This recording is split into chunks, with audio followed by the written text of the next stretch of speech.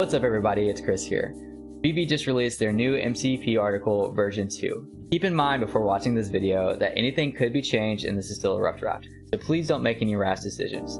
If you're looking at hearing a more full in-depth conversation about this, myself and Andrew Ellis just had a 2-hour discussion on my channel about all of our thoughts and everything around this new Master Collector update. So if you haven't already, go check that out if you want a more in-depth discussion. If you're not familiar with my channel, I make new crypto and NFT videos every Monday and Wednesday, and sometimes bonus videos like this. So if that content benefits you in any way, I'd appreciate it if you hit the subscribe button down below or like the video for the YouTube algorithms. Without further ado, let's get right into it. All right, here we have the Veve Master Collector Program V.2. I think this is really funny right off the bat because we don't have a 1.0 then a 2.0. We have a 0.1 and a 0.2. I kind of think that's comedic because it's like they want people to know without a doubt that this isn't like the final draft. So let's kind of look right into it. I'm going to be on the one that's specifically the changes to it. I have another video going over exactly the entire MCP article, the first one, but I'm not going to try to fit all of that in this video as well. So let's look at the updates. We had the drop raffle that's been changed. So basically now, and I'll go ahead and read it, the MCP drop lottery is now the MCP drop raffle. Instead of bidding individual points, collectors will now purchase drop raffle tickets with their points. Drop raffles will win probability will increase the number of raffle tickets purchased. Additionally, any collector who is not successful in the drop raffle will have 90% of their points returned. Okay, so that's pretty cool. So now we know that we're able to go for drop raffles and be able to get these collectibles. Let's say FA Darth Vader comes out in a couple months and the system is in place. I doubt the system will be in place before Vader, but you know, who knows, honestly. Well, we'll be able to wager all of our points and hopefully have a whitelist spot towards Vader. But if we don't get it and somebody raffles more points than us or whatever, then we get 90% of those back. So we don't lose everything, we just lose 10% of our points. So that's what that's talking about. Set points. This is pretty small, but basically your sets now, instead of being worth up to 6 points, they're worth up to 5 points. So if you have a 10 collectible set, you were going to get 6 points towards that set, but now you're just going to get 5 points towards that set. And the reason being is that they just gave too much advantage on collectibles and sets versus comics. Understandable. Secret rares. I think this is a really big update, and I'll go ahead and read it first. We recognize that the value and effort required to obtain a collectible secret rare, non-comics, unless you are lucky enough to score one on drop. As such, points for collectible secret rares have been increased from 0.5 to 5 points. That's a lot. That's all. I mean, that's crazy.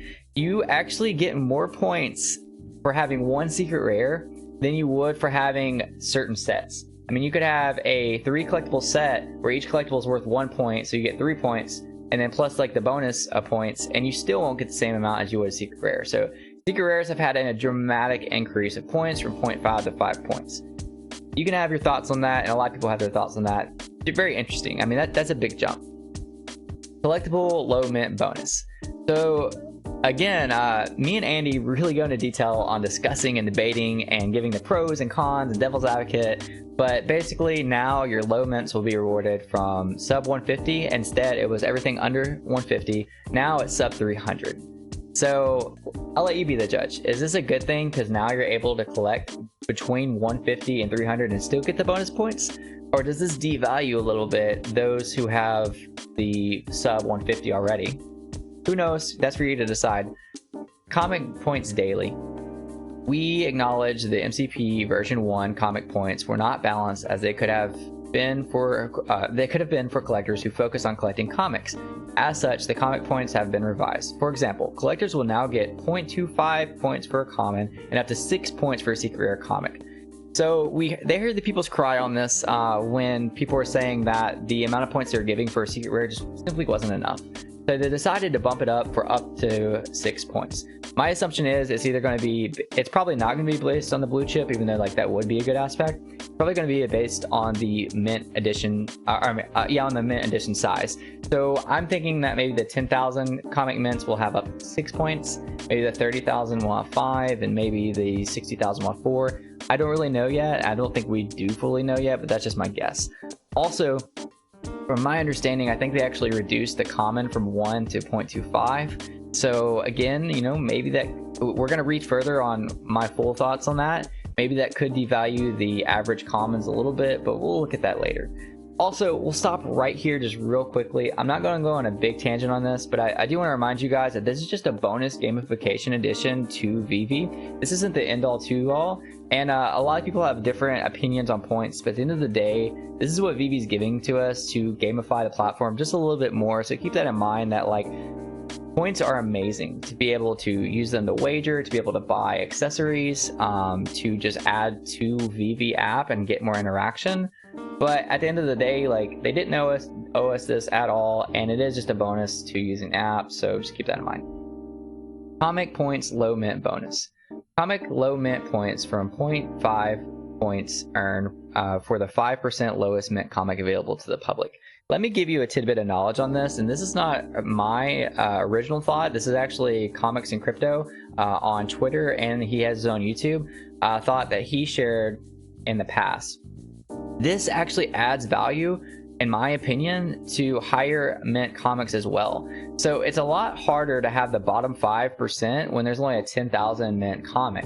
But look at the 60,000 mint comic that just happened. Well, if there's 60,000 mints, you're in the top 5% by having like around mint number 3,000. So I definitely think that this gives more value to a larger spectrum of comics than what we previously had, and there's also more reason to collect the lower 4-digit mints along with the 3 and 2-digit mints. So I think that's a pretty cool addition. This is kind of a bummer, and this kind of goes back to my thoughts on the common comics, but the comic series points have been removed from the points table, as the comic daily points have now been increased. So it's a little bit of a bummer. So now you don't get extra points for having the entire series. Kind of when I talked about Andrew on this, at least my personal perception of it, is I didn't really have a huge incentive to hold my non-blue chip common comics besides the series.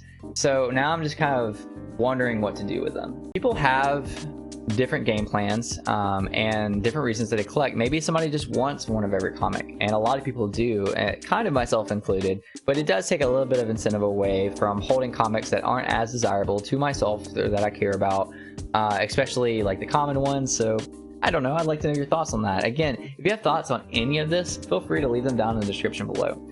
Lastly is the point limitations. The point limitation have been included in the MCP overview, which outlines measures to prevent the point system from being gamed. So there's two different perceptions of this, and maybe mine's just a little bit far-fetched and off because Andy had a much better one. And I think Andy's is correct because it says it's preventing it from being gamed. Basically, Andy was saying that you can't do things like buy a collectible and get that point, and then sell it and then buy a collectible and get that point. Maybe that's the case. I think his is more right than mine. What I understood from this when I first read it, and I don't think this is correct, but I'm gonna say it anyways, because even if it doesn't apply to this, I think it's very interesting. Maybe they can add this to the future. Maybe there is like a well cap, you know, maybe you can only have up to 5,000 points. We'll just make up a number, and you can't have over that amount of points. And you know that you can only have these points for 6 months, so after that, you know, it's going to get reset. So it incentivizes people to use their points once they hit the cap, but also your money would be completely fair to going against a whale's money. So if a whale has 5,000 points and they can't get 10,000 points, and you have 5,000 points, and you're both going after that raffle for that FA Darth Vader, then that kind of filters out the like rich people from getting all the good collectibles, and kind of allows the average user to be able to go up against those wealthier. I think that's a cool system, and if that's not what this is talking about, I think that'd be interesting to implicate like later in the future, but that's just my overall thoughts on that. Alright guys, I hope you soaked in all that knowledge. I know that this was kind of like fast and to the point, and that was kind of my point of the video. I didn't intend to make this video today, but I'm really excited about this new Master Collector Program edit that they did, the 0.2 version. I would love to know your thoughts down below in the comments, so feel free to leave a comment. Don't forget to like this video for the YouTube algorithms, and I'll catch you guys next time. Peace out.